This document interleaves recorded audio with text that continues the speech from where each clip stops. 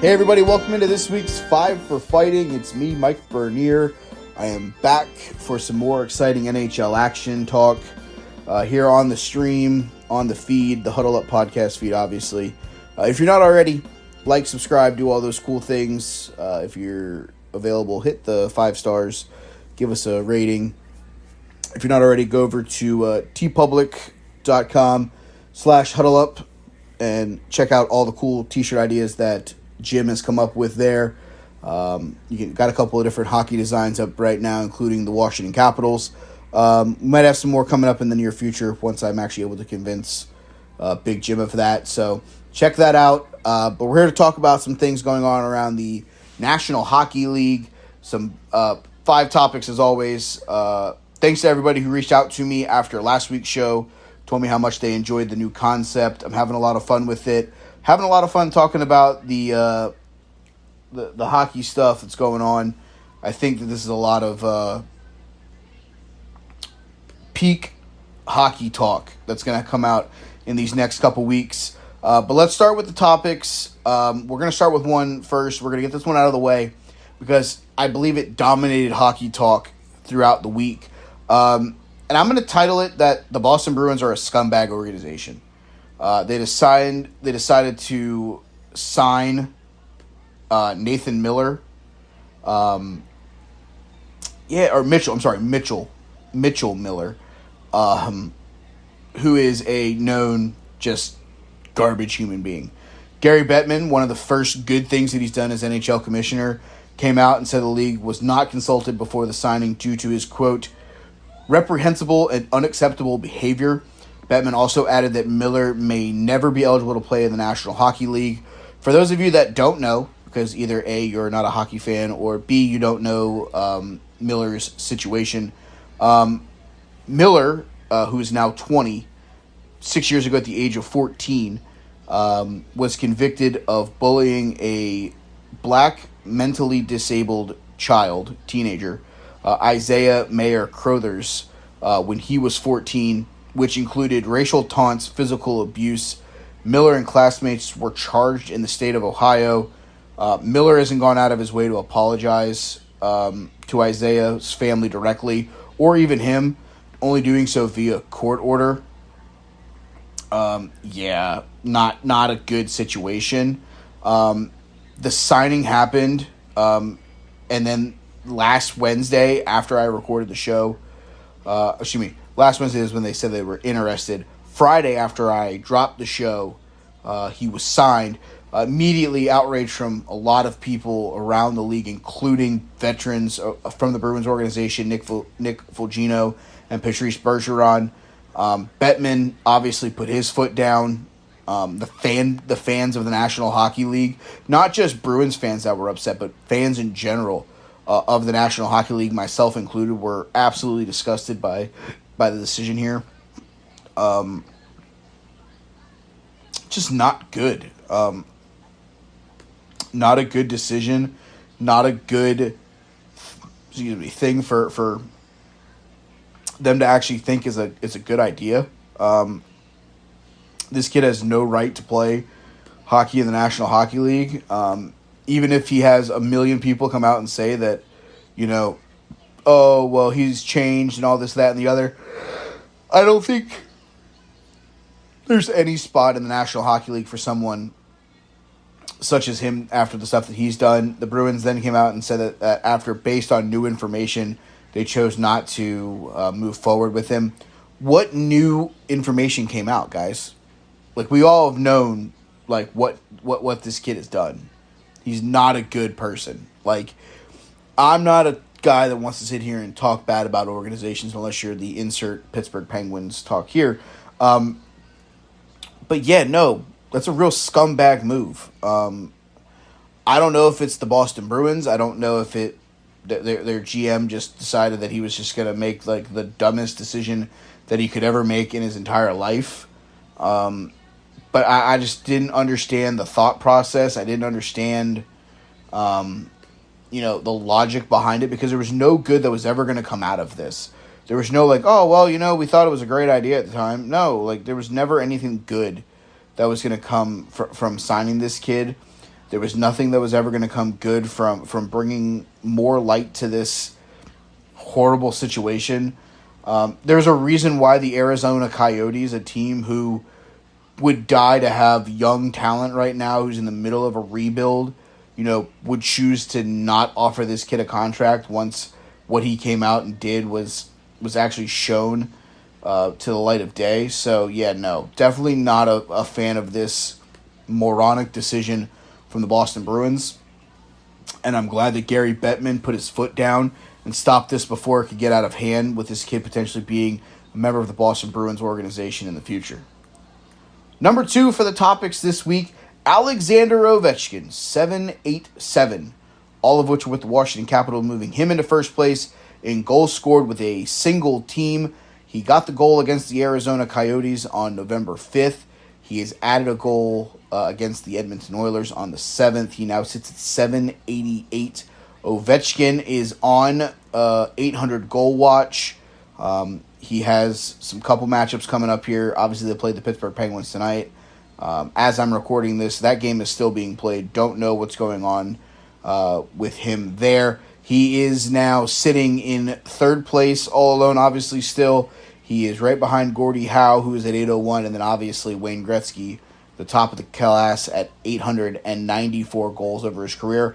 But Alexander Ovechkin stands alone as being the most goals scored with one organization.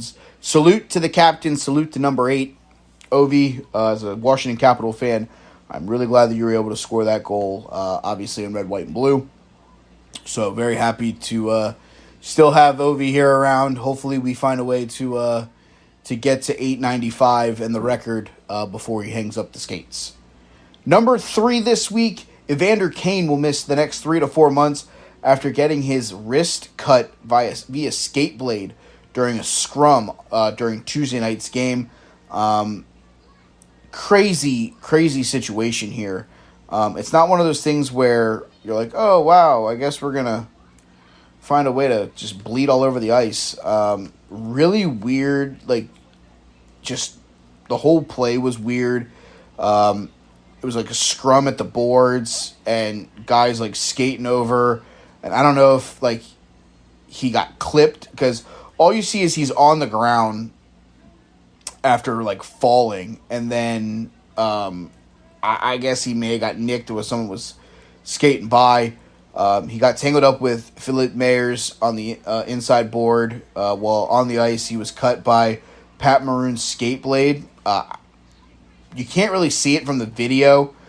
He was transported to a hospital, underwent a procedure Tuesday night. The team placed him on long-term injury reserve early Wednesday morning. Crazy. Just a crazy, fluke thing.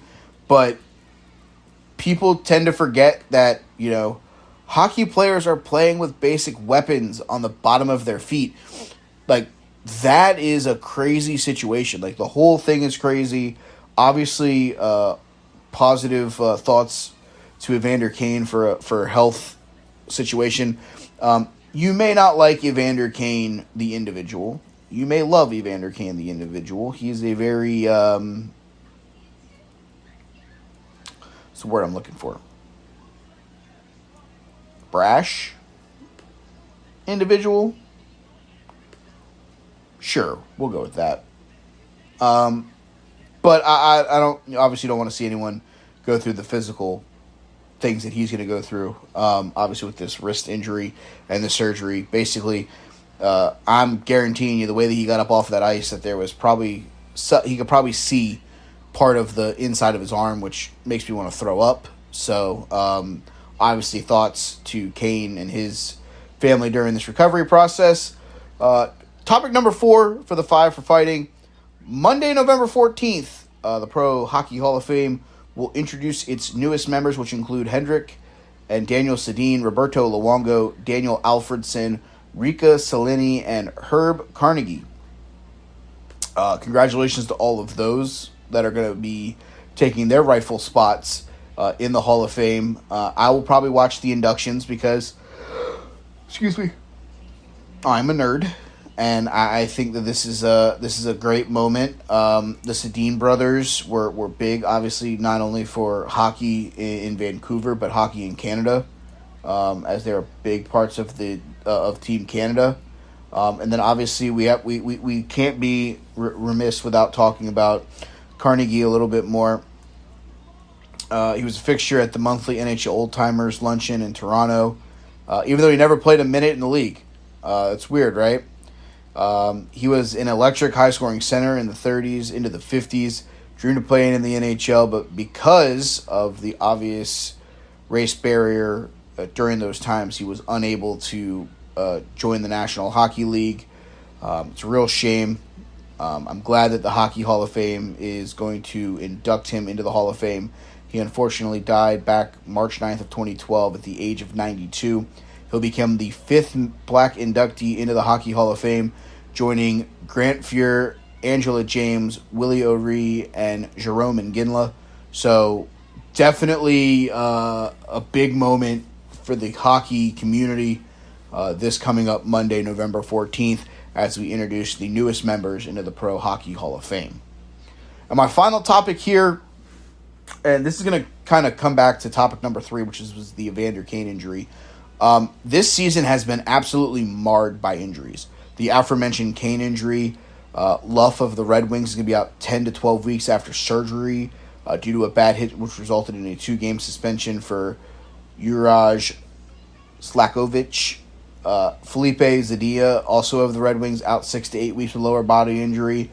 Connor Brown of the Washington Capitals, ACL surgery. He's done for the year. TJ Oshie's out indefinitely with a lower body injury. Obviously, Tom Wilson still isn't back. We talked about it on last week's show. Andre Palat being hurt. There's a lot of people around the National Hockey League right now that are just banged up. And I think that teams are literally in bad spots right now because of the injury bug. It's really bad right now. I was looking around on NHL.com, looking at injury news. This thing is it's a mile long. Kane obviously out 3 to 4 months. Zadina's out. Blackwood of the Devils is out 3 to 6 weeks. Obviously, that you put him next to Andre Palat, that's a bad one. Valery Nishkinen is expected to be out a month for the defending champion Avalanche. Obviously, we talked about Palat with the groin surgery. Mentioned Connor Brown. TJ Oshie joins the laundry list of Washington Capitals that are going to not play for the foreseeable future. Like I said, Tom Wilson, Nick Backstrom, Carl Hagelin's still hurt. John Carlson's day-to-day, so he's dinged up. So there's a lot of guys that are literally just beat up. Jamie Drysdale of the Ducks, he's out for the rest of the regular season with a torn labrum. It seems like, and I don't know if this is the cause and effect of guys. Sean Couturier expected about 3 to 4 months after having back revision surgery. It's his second surgery in less than a year. He's 29 years old. This season has been marred by injuries. It's not a good thing, obviously.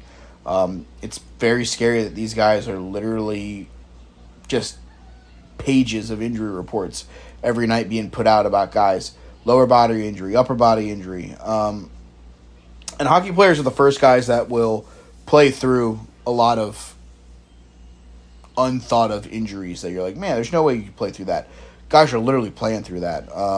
If you're thinking about basketball seasons being marred by injury, look at this hockey season. I'll tell you, this one's been pretty marred with injuries. Hopefully for everybody involved, quick recoveries so that we can get the best hockey season that we can have, so that I can give you more fun here on the Five for Fighting podcast. But that's going to do it for this week's episode. As always, you can follow me on Twitter at TheyCallMeBurn. You can follow me, my wrestling podcast show that I do with Ernest E.J. Christian, Big Jim, and our friend Joe Lopez over at Take the Number 3 Wrestling on Twitter. If you're not already, like, subscribe, thumbs up that as well if you can for us, please. As always, head over to tpublic.com/huddleup for all the cool designs there. I believe Jim has 34 designs right now. Maybe I can get him to make a couple more hockey ones so that we can have some fun stuff there. Maybe I can get him to do a Capitals reverse retro Huddle Up Pod shirt so we can have more fun with that. Jim, if you're listening, I'm just coming up with more ideas for you, and I apologize for that. But other than that, guys, that's going to do it for this week's show. I appreciate everybody hanging out. If you haven't already, give it a thumbs up. Come talk to me on Twitter about what you would like for me to talk about on next week's show right here on the 5 for Fighting podcast.